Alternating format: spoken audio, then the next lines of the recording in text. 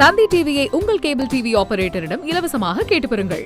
கோவையில் பீஃப் பிரியாணி கடை நடத்தக்கூடாது என தம்பதிகளை மிரட்டியதாக கூறப்பட்ட விவகாரத்தில் பாஜக நிர்வாகி விளக்கமளித்துள்ளார்.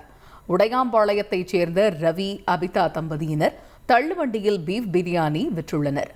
இதற்கு எதிர்ப்பு தெரிவித்து சுப்பிரமணி என்ற பாஜக நிர்வாகி தம்பதிகளுடன் வாக்குவாதம் செய்த வீடியோ சமூக வலைதளங்களில் பரவியது.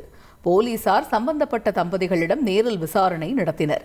கோவில் இருப்பதாலும் ஊரின் கட்டுப்பாடு காரணமாகவும் இறைச்சி கடை வைக்க வேண்டாம் என கூறியதாக பாஜக நிர்வாகி சுப்பிரமணி விளக்கமளித்துள்ளார்.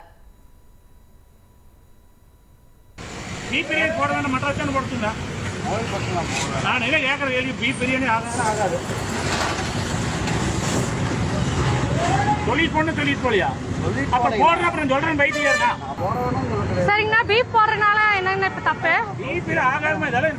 மீன் எடுக்க சொல்லுங்க, மீன் எடுக்க சொல்லுங்க. எடுக்க முடியாதுண்ணா, உங்களால என்னென்ன செய்ய முடியும்? எடுக்க முடியாது. கோயில் பகுதி வந்து ஊரினுடைய கட்டுப்பாடுக்காக யாரும் போட வேண்டாங்கிறதுன்னு ஒரு மூடி சொல்லி எடுக்க சொல்லிட்டேன். இது நான் வந்து தனிநபராக வந்து மிரட்டி இது பண்ணுறதாக ஒரு தகவல் போயிட்டு இருக்குங்க.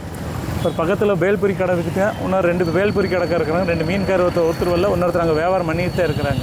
அவங்ககிட்ட நேராக போய் இந்த மாதிரி விசாரணை பண்ணுங்க, என்ன நடந்துன்னு கூட அவங்க கரெக்டாக சொல்லுவாங்க. இதனால் வரைக்கும் பிரச்சனை இல்லை. அது வந்து ஒரு இடத்துல ஒரு போகிறதுனால மற்ற எல்லாம் தொடர்ந்து ஊர் பிரச்சனையாக மாறுது. அதனால் அந்த ஒரு நாள் வேண்டான்னு அவங்ககிட்ட தவிர்க்க சொல்கிறேன். வேறு ஒன்றும் வந்து அவங்கள வந்து கடை போடு வேண்டாங்கிறதெல்லாம் நாங்கள் சொல்கிறதில்ல. இட்லி தோசை புரோட்டா போட்டிருந்தாங்கன்னு ஒரு பிரச்சனையும் இல்லை. அவங்க 2வது கடை பிடிச்சி போட்டாலும் நாங்கள் போய் கேட்கக்கூட முடியாது. ஏன்னா கடை வந்து வாடகை கொடுக்குறது கடை உரிமையாளர். அதில் நம்ம வந்து தலையிட முடியாது. பப்ளிக்கில் வர்றதுனால அடுத்தவங்களுக்கு இடையூறு போட வேண்டாங்கிறதுக்காக ஒரு சொல்கிறேன். வேறு செய்திகளை உடனுக்குடன் தெரிந்து கொள்ள உடனே சப்ஸ்கிரைப் பண்ணுங்க.